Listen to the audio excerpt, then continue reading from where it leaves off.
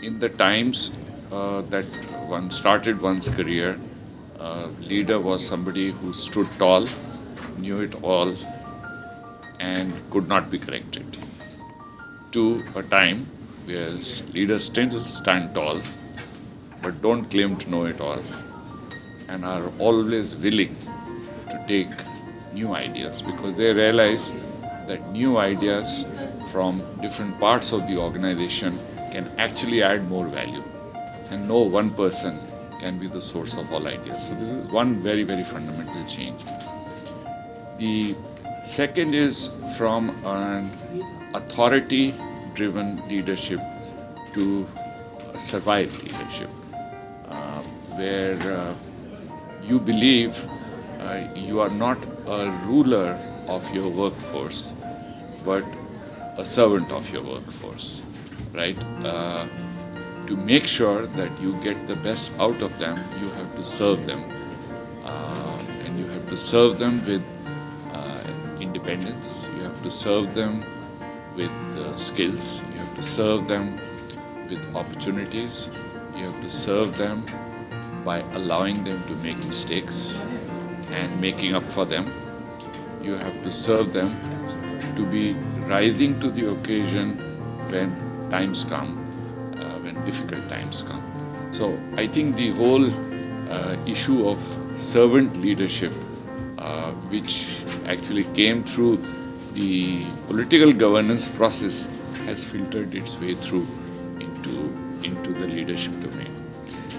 The value systems in an organization typically evolve and seldom get hard coded. And even if they get hard coded, they don't get sufficiently shared and challenged. So we were lucky to have built an organization, and we learned that if a new style of organizational culture has to come, then first it has to be coded, it has to be written down. And we wrote 272 words on a piece of paper, 7 of us over 6 months. And the realization came because we realized that knowing people on first name basis and their families, and believing that their family is an extended part of the organization and not just a separate part which they go back to in the night, was a great realization. So we said, if you have to communicate a common set of values when we can't even remember their names, how are we sure that we can communicate these values consistently and everybody else will do that? So we wrote down, and we call it the NIIT vision. It's very different from what people call an organizational vision, but it is our values and belief statement. So there are 3 chapters in that. One was, and there is a headline which I also call the bottom line. We NIIT believe that our growth is the derivative of the growth of each one of us. It's a very profound line because we believe, who is NIIT? We all are NIIT. No single person is NIIT. Right? Even as a company, we have 80,000 shareholders. So who's NIIT? So we, combined, collective lot, are NIIT. And the second is our growth going to be at the cost of somebody else's growth, or is anyone growing contributing to the collective growth of all of us? And that's what we state there up front. And then there are 3 chapters of this statement. Now the important question which I want to say is, at the time of inducting a person, at the time of that person joining, and subsequently in the person's career, we revisit that statement. And we in fact ask newcomers and people who've been around to challenge the vision.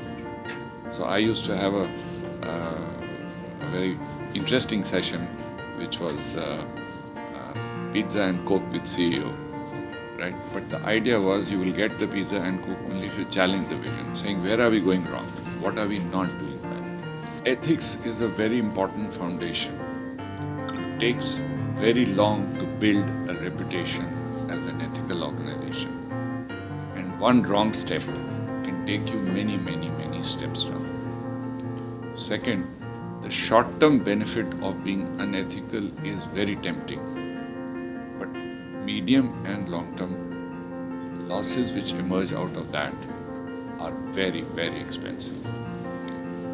The fact that through thick and thin, through good and bad times, the organization has stood is the tenacity of each one of the participants in the organization, each one of the stakeholders, and I call them the NIITians, who are the most important stakeholders, our business partners, our customers, who have supported us in remaining ethical. Because it takes much more courage at a bad time to remain ethical versus falling to the temptation of becoming unethical. Human beings have a very interesting way of rationalizing everything to themselves. So if nobody is playing a black hat, and by the way, we believe in 6 thinking hats, we practice them a lot. If nobody is playing a black hat, there's a very good possibility that a bunch of intelligent people can convince each other that this is the right thing to do. So I think the fact that people have an ability to express themselves, they have a freedom to express themselves, they have a freedom to voice their disagreements, and they have a freedom to challenge, I think helps us remain on the right path.